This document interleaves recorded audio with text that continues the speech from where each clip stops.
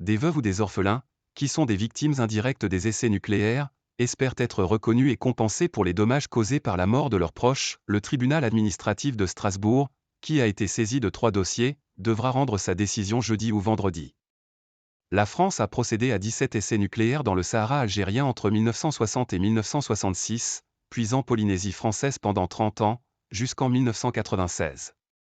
Si la loi du 5 janvier 2010 permet la reconnaissance et l'indemnisation des victimes directes de ces essais nucléaires, en revanche, leurs proches ne peuvent obtenir l'indemnisation de leurs préjudices propres, aussi appelés préjudices par ricochet. La loi ne prévoit pas la réparation des préjudices subis par la veuve et les enfants, le préjudice moral, le préjudice d'accompagnement, c'est-à-dire le fait d'avoir accompagné leurs proches dans la maladie, le bouleversement que ça a pu induire dans leur vie et pour certains, le préjudice économique important, a expliqué à l'AFP Maître Cécile Labrunie, qui défend ces 3 dossiers. Plusieurs parlementaires ont interpellé le ministre des Armées sur la question de ces victimes oubliées.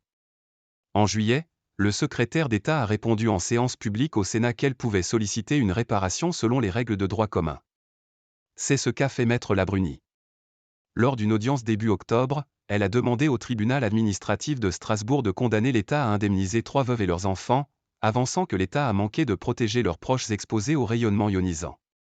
Parmi les requérantes, Lily Wolf, 80 ans, dont le mari avait été affecté sur les sites d'expérimentation nucléaire dans le Sahara, du 29 août 1961 au 28 juin 1962.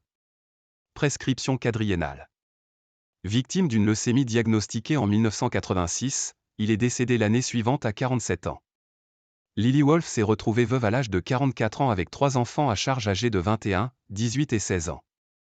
Ce combat, c'est surtout pour mes fils. Ils ont souffert tous les 3, raconte-t-elle à l'AFP.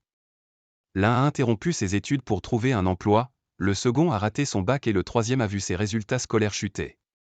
Femme au foyer, leur mère a dû trouver un emploi d'aide ménagère pour subvenir aux besoins de la famille. Madame Wolf et ses fils ont fait valoir leur préjudice moral et économique.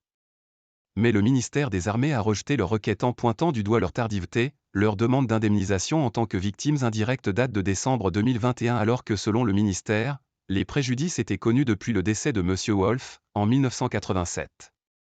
Le rapporteur public a estimé que l'administration était en droit d'opposer la prescription quadriennale aux requérants. Mais pour le président de l'Association des vétérans des essais nucléaires, AVEN, Jean-Louis Camusat, le préjudice subi ne s'éteint pas avec le temps.